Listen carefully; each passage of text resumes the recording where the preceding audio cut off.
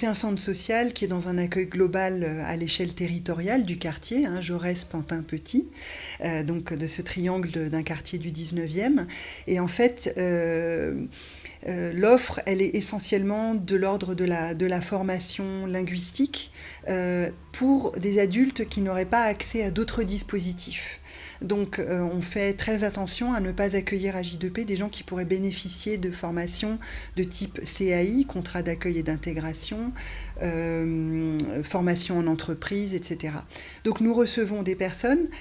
Nous ne contrôlons pas s'ils ont des papiers ou pas, s'ils sont en situation régulière ou pas, évidemment, sauf si, pour le cas d'un des 3 modules dont je vais vous parler, le diplôme n'est décerné qu'à des personnes qui sont en situation régulière. Dans ces cas-là, on est obligé de les en informer à cause de ça.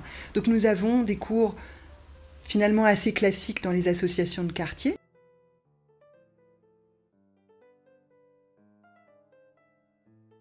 Je suis arrivée à J2P tout simplement après plusieurs années passées à l'étranger. J'ai vécu pendant 10 ans en Italie et le retour à Paris n'a pas été facile. Donc je suis arrivée presque en usagère en fait. Je ne me suis pas dit je vais être bénévole ou quoi que ce soit. Et j'ai découvert qu'il y avait cette activité d'alphabétisation et je me suis tout de suite prise au jeu et en fait ça a été le coup de foudre avec cette activité en fait. J'avais aucune formation. J'avais jamais fait de didactique, j'avais jamais été enseignante. Je voudrais quand même préciser que J2P fait partie de la Fédération des centres sociaux et que cette fédération forme ses bénévoles gratuitement. Et donc ils ont un catalogue de formations chaque année auquel on peut participer et notamment une formation clé pour un bénévole qui n'a jamais été confronté à l'accompagnement d'adultes. Ça s'appelle être formateur d'adultes migrants. Et en fait, ça fait vraiment la différence avec le fait d'enseigner le français, par exemple, à des enfants, à lire et écrire à des enfants, ou dont le français est langue maternelle, en fait. Il fallait que je réapprenne pour avancer. Et cette possibilité d'utiliser mon expérience sur le terrain pour être acceptée en Master 2 et justifier que j'avais besoin de ça, pour moi, ça a été crucial de pouvoir accéder à ce master, notamment grâce à mon expérience de terrain. Parce que n'ayant jamais fait de didactique, c'était pas évident. Moi, j'ai fait un baccalauréat littéraire et puis après ça, j'ai fait une fac d'anglais, LLCE anglais. Alors, je suis partie 1 an à Sunderland, dans le nord de l'Angleterre. Et puis là, j'ai donné mes premiers cours particuliers de français langue étrangère pour gagner ma vie en tant qu'étudiante. Et je me suis dit, ça c'est intéressant, enseigner ma langue, voilà quelque chose qui m'intéresse. Alors je me suis renseignée et puis j'ai découvert qu'il existait une mention FLE avec la licence. Et donc je suis restée 1 an de plus en Angleterre pour parfaire mon anglais. Et en même temps, lors de cette 2e année, j'ai fait à distance une mention FLE pour compléter ma licence. Et puis de retour à Paris, là j'ai passé la maîtrise didactique du FLE à Paris 3. Et dans le cadre de cette maîtrise, je suivais un cours qui était animé par Anne Vicher à l'époque sur l'enseignement du français aux adultes migrants. Et puis, j'ai eu l'occasion ensuite de remplacer une consoeur qui partait en congé parentalité. Je l'ai remplacée sur un poste de coordinatrice pédagogique dans un centre social. Alors là, j'ai découvert un poste avec des fonctions qui touchaient plus à l'organisation des formations, au recrutement des apprenants et puis des formateurs, au montage de dossiers pour obtenir des subventions, le suivi des relations avec les financeurs, etc. Et en parallèle de ce poste, j'ai entrepris de finir un master. Je me suis renseignée un petit peu et je suis tombée sur cette formation à Rouen, formation universitaire, Master 2 en sciences de l'éducation, Master 2 conseil et ingénierie en formation. Voilà, donc j'ai passé mon terrain de recherche, puisque c'était une recherche-action, mon terrain de recherche était le centre social dans le 18e. Et puis le groupe qui a fait l'objet de mon étude était un groupe de jeunes primo-arrivants, non scolarisés dans le pays d'origine, avec un petit oral qui permettait une entrée dans l'écrit. Et puis là j'ai trouvé cette offre d'emploi au centre social J2P à Paris dans le 19e. j'ai postulé et donc j'ai été recrutée. Voilà, depuis donc 2010, je suis en poste à J2P.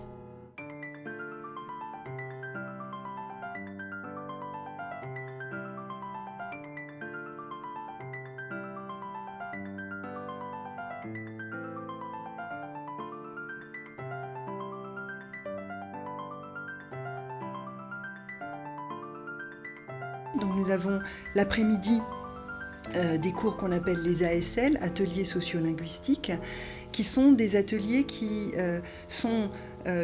visent l'apprentissage de la langue française par rapport aux besoins ciblés des gens qui viennent. Donc ça suppose une évaluation initiale des besoins et de la vie de la personne assez précise pour savoir si cette personne a besoin en tant que parent d'élève par exemple de mieux s'approprier les espaces scolaires ou le collège, etc. Si cette personne a besoin d'être une meilleure usagère de la poste, de la banque, de la sécurité sociale, de la CAF, et on va construire des modules en fonction de ça. Donc ça, c'est pour des personnes qui soit sont primo-arrivantes et qui ont besoin de prendre des repères dans la société française, soit des personnes assez isolées, souvent des femmes qui ont élevé leurs enfants, qui ne travaillent pas, qui pratiquent peu la langue française et qui ont besoin de la pratiquer, de la développer et d'apprendre à lire et à écrire. Le soir, c'est plutôt des gens qui sont déjà salariés, qui sont donc confrontés en général sur leur lieu de travail à la langue française et qui sont là plutôt dans une optique d'apprendre vraiment plus la lecture et l'écriture de façon assez classique. Et le troisième module sur lequel j'interviens plus particulièrement, c'est un module d'insertion professionnelle pour des femmes qui sont éloignées de l'emploi à cause de leurs problèmes d'accès à la langue et de maîtrise de la langue française, de la lecture et de l'écriture. Et en fait, elles passent le BAFA, le brevet d'aptitude à la fonction d'animation. C'est un projet tout à fait innovant qui est financé par le Conseil régional notamment. Donc là, on cumule insertion professionnelle, donc tous les aspects techniques de recherche d'emploi, savoir-vivre en entreprise, se comporter dans un entretien, etc., avec tout le monde de l'animation, donc aussi bien la créativité, les jeux, les chants, etc. Et donc on va puiser finalement dans des compétences que les personnes n'imaginent pas être utiles pour une capacité d'exercice professionnel finalement. Donc voilà. Bonjour, et moi je m'appelle Sétan et je suis malienne. Franchement à ce moment je me sens libre parce qu'au début j'ai des mal à m'expliquer, à m'exprimer. Et puis là, je trouve que ça va mieux, au niveau de l'écriture aussi. Parce qu'il y a des choses que j'ai remplies toute seule. Avant, je ne peux pas faire toute seule, quoi. Donc, je me sens très, très bien. Et puis, notre formatrice aussi, ils sont gentils. Franchement, il n'y a rien à dire, ils sont adorables. Donc, moi, j'encourage des femmes aussi qui ont la même difficulté que nous, au niveau de lire et écrire, de passer, de faire les BAFA et puis les jeunes aussi, quoi.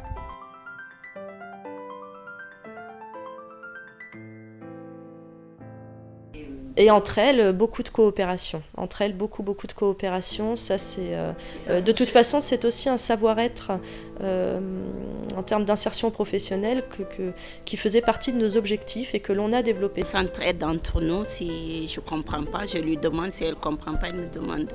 Donc c'est comme ça qu'on travaille. On partage le travail, ouais. Nous deux. Voilà.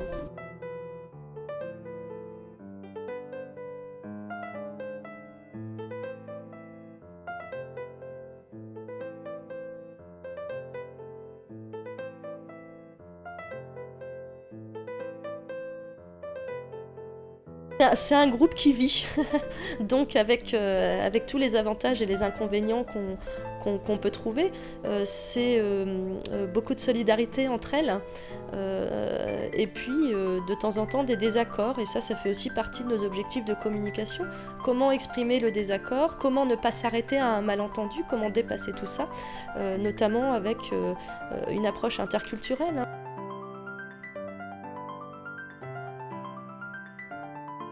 Mais j'ai l'impression de quelque chose qui continue à se remplir en fait.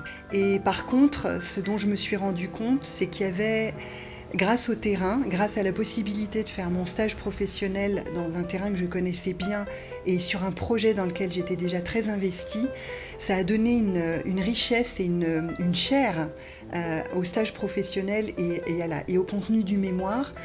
Du coup, ça m'a vraiment permis à l'intérieur de l'écriture du mémoire d'avoir un lien vraiment fort, d'articulation forte entre les aspects théoriques et les aspects de pratique et d'expérimentation. Je dirais qu'il y a une chose qui m'a vraiment beaucoup intéressée, c'était la façon dont l'université, et je ne sais pas si ça a été pensé comme ça, mais dans ce master, il y a des modes d'évaluation de notre parcours de master qui eux-mêmes nous font réfléchir sur ce que c'est qu'évaluer. Et je dirais qu'aujourd'hui, c'est ce qui m'a apporté le plus, c'est-à-dire qu'on avait des évaluations collectives, on travaillait en petits groupes, on avait des évaluations qui étaient plus sur des capacités communicatives, d'autres qui étaient sur l'écrit. J'ai vraiment l'impression plutôt que d'un équilibre fixe, un peu figé, j'ai l'impression qu'il y avait des possibilités, comme on dit, il y a du jeu dans une articulation, dans quelque chose comme ça. Les atouts, je dirais que c'est une formation de base en didactique des langues, c'est-à-dire qu'en arrivant sur le terrain, j'avais les bases en didactique des langues. Donc je savais qu'apprendre une langue, c'était développer des compétences communicatives, tant à l'oral qu'à l'écrit. Je savais qu'il existait le cadre européen commun de référence pour les langues et que par conséquent, nous pouvions nous appuyer sur l'approche communicative et actionnelle. J'ai appris à concevoir des documents, j'ai appris à travailler à partir de documents authentiques. J'étais formée aux différents niveaux du CECR. Voilà, à ce niveau-là, l'université m'a apporté beaucoup et donc je suis partie avec quand même quelques billes sur le terrain. Ensuite, ce qui me manquait, ou du moins tout ce que j'ai découvert au fur et à mesure sur le tas, je dirais c'est d'abord l'existence de publics aux besoins très variés et donc des dispositifs de formation avec des finalités différentes et des objectifs de formation très différents. Ça, j'ai découvert un petit peu sur le tas et ça implique bien sûr des savoir-être en fait, au niveau des relations qu'on va établir avec les gens et ce lien de confiance qu'on établit au fur et à mesure et qui permet de faire progresser les gens. Mais ça, bon, je ne sais pas dans quelle mesure l'université peut apporter plus. Voilà, ce qui me manquait, ce que j'ai découvert sur le tas, c'est la connaissance des circuits de financement, le montage d'un dossier de subvention, la notion de projet. Sur le projet de formation, c'est-à-dire être à l'écoute des besoins d'un territoire, enfin voilà.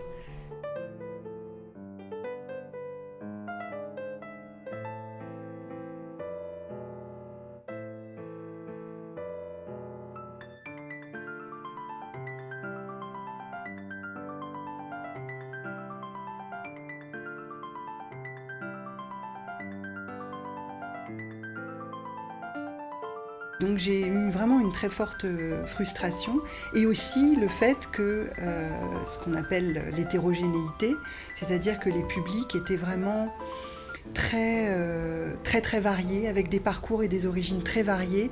Et j'ai très vite pris conscience qu'il était absolument crucial que j'en sache un petit peu plus là-dessus. Ce sont des personnes alors des adultes migrants qui sont installés en France depuis longtemps ou pas, en tout cas qui ont le projet de s'installer en France, qui ne sont pas de passage ici, qui ont un projet dans leur pays d'accueil. Ce sont des personnes à J2P, je dirais 80% des personnes qu'on accueille n'ont pas été scolarisées dans leur pays d'origine, ou très peu ou très mal, comme on dit dans les textes officiels. Une maîtrise de l'oral très variée. Alors à J2P, comme dans beaucoup d'autres centres sociaux, moi je dis souvent aux formateurs bénévoles, l'homogénéité parfaite n'existe pas, et ça il faut l'accepter, être amené à réfléchir sur comment on va gérer cette hétérogénéité. Moi je crois d'abord qu'il faut une connaissance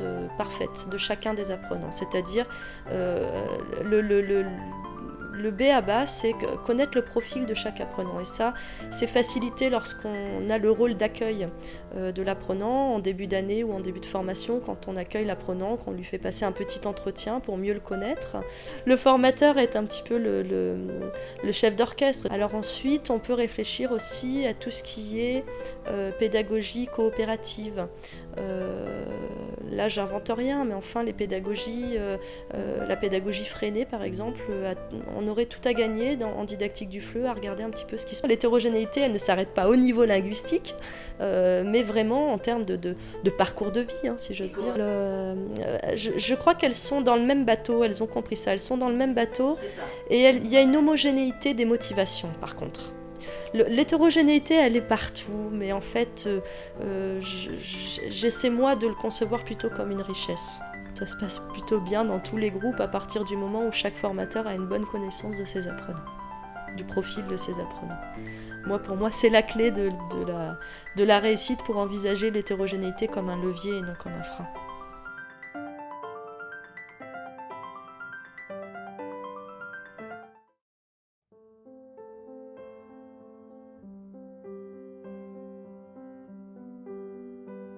J'ai trouvé un travail avec les enfants et franchement c'est très très important la vie.